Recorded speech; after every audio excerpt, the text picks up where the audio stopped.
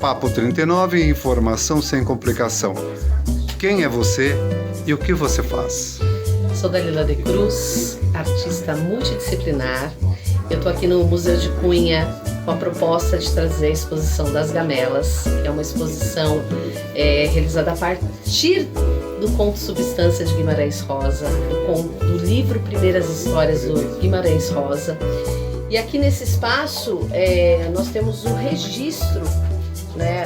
É o processo de registro, né? Tem várias imagens que são as imagens da condução dessa pesquisa. Então tem imagens de ensaio, tem imagens de fazer da farinha, tem imagens em casas de farinha. Eu tenho ali uma imagem bem emblemática, que sou eu segurando a mandioca na casa da Dona Antônia, que é uma senhora pernambucana, que eu tive o prazer de conhecê-la, e ela traz ali um olhar sobre as casas de farinha. Eu tenho aqui uma imagem que sou eu na gamela, na areia da praia, e o mar, justamente com a proposta de entender um pouco a água do mar no meu corpo, remetendo a esse lugar da água da mandioca, né? Então fui para essa imensidão.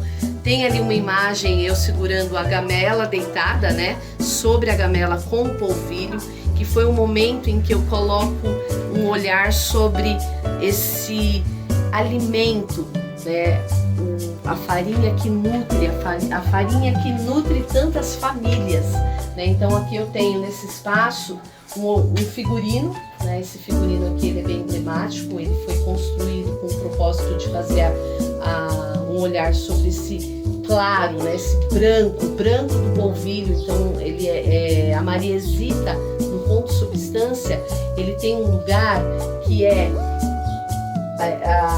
o branco. Guimarães traz um elemento que eu acho que é muito interessante, que é a brancura, né? Então a brancura do polvilho mais a brancura, a pureza da Mariesita, né? Então essa pureza, essa junção, né? Então por isso o figurino é branco. Aqui eu tenho uma coisa que eu acho que é muito legal.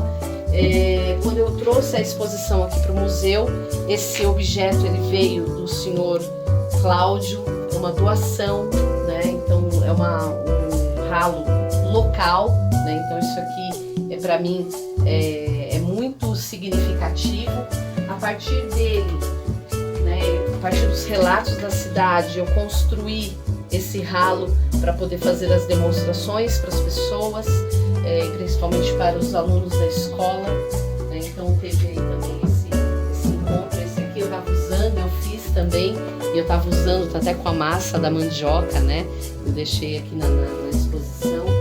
Então eu tenho as gamelas, esse banquinho aqui que eu usava na composição, que também é um banquinho usado pela Mariesita, né? Então no texto ela traz aquele lugar do banco rasteiro, né? Então eu tenho aqui também esse lugar. Nós temos aqui gamelas. Essa gamela aqui foi uma gamela que eu ganhei da Dona Rita. Dona Rita é uma senhora que faz farinha aqui na região, né? Então ela me presenteou com essa gamela aqui, uma gamela vinda diretamente da casa de farinha dela, né? Então eu tenho aqui essa gamela, que foi a gamela que eu fiz a parte coreográfica. Então nas imagens a gente vê essa gamela. Essa gamela aqui, ela, devido ao tempo, ela acabou rachando, né? Então eu já não vou conseguir mais dançar nela.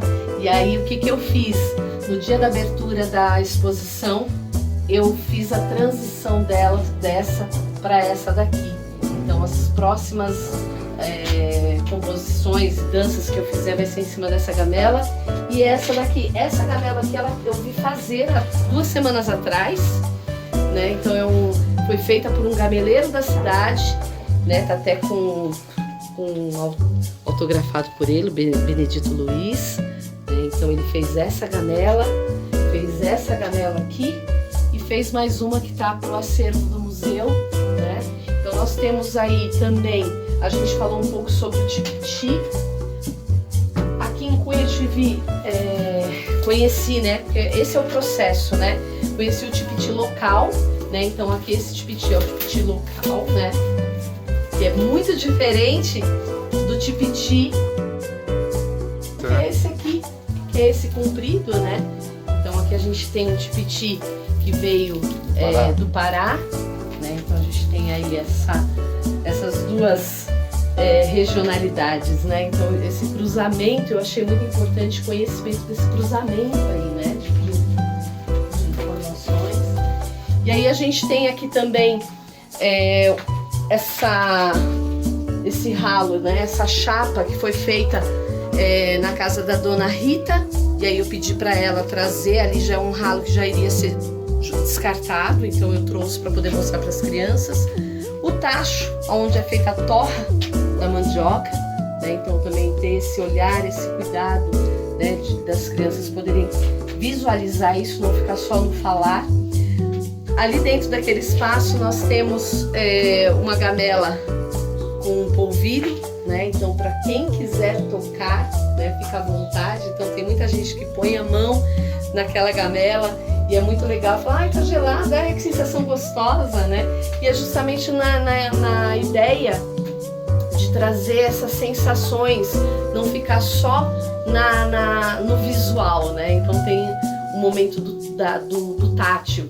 Ali dentro nós temos a voz da dona Rita, né? Que é a senhora que fala um pouquinho sobre o que é a Casa de Farinha. Nós tivemos uma visita, fomos com um museu lá na casa dela, então tivemos um momento de visita nessa casa, conhecemos o fazer dela, e aí ela cedeu aos direitos autorais da voz para trazer para a exposição, né? Então quem visita a exposição tem aí o prazer de ouvir ela falando, né, um pouquinho desse fazer. E eu acho que, assim, no geral, pensando na exposição, pensando o que é essa exposição? Essa exposição, ela trata desse lugar que Guimarães menciona no texto, que é a Casa de Farinha, é esse fazer, é esse lugar da Mariesita, uma menina pobre, uma menina filha de pais que teoricamente ali não teria nenhuma sequência na vida, né? Uma sequência positiva, e aí ela acaba se apaixonando por seu Sionésio e acaba tendo uma vida com seu Sionésio, dono da fazenda, se apaixona por ela, e aí tem essa história dentro do conto, né? Então é isso. Sua formação? Eu sou formada em teatro, em dança, em artes visuais, em caracterização cênica. Dentro de todo esse contexto, você pensando todo o talento, toda a criatividade, todo o imaginário de Guimarães Rosa, trazendo para um ambiente que é a Casa de Farinha, você contextualizando também tudo isso numa mostra, com coreografia, com foto, com objetos. Você sentiu assim a presença ancestral, a história daqueles, não só do pessoal da Casa de Farinha, mas de quem morava, por exemplo, numa senzala ou numa fazenda daquelas vezes antigas do tempo colonial. Você percebeu isso em todo esse contexto? Olha, dentro da proposta, eu acabei assim, sentindo aqui principalmente, né, pensando por esse espaço. Esse espaço aqui, muitas pessoas fizeram essa pergunta para mim. Mas é porque esse espaço remete, mas o que é bem interessante pensar, exatamente nesse espaço, era um espaço, aqui era um depósito, né? O contexto histórico nos leva para isso. Nós estamos numa rua de comércio, né? Então aqui era usado como depósito.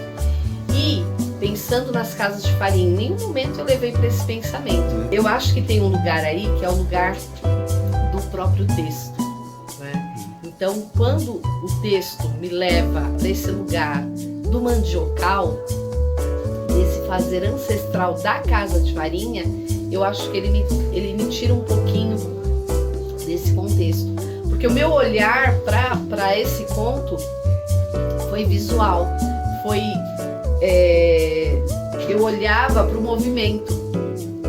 Então, na verdade, eu acho que foi meu olhar de busca como pesquisadora.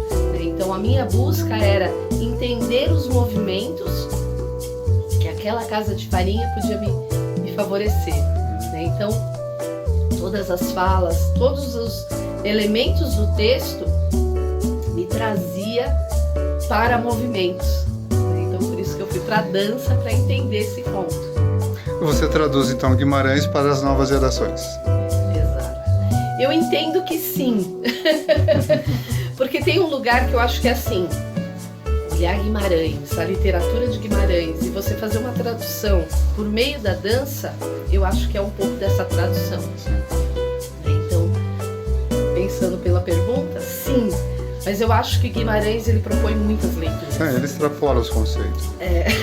Ele propõe muitas leituras, né? Então eu acho que tem aí uma leitura visual e uma leitura de movimento, né? Então, percepção, né? exatamente. Papo 39, informação sem complicação.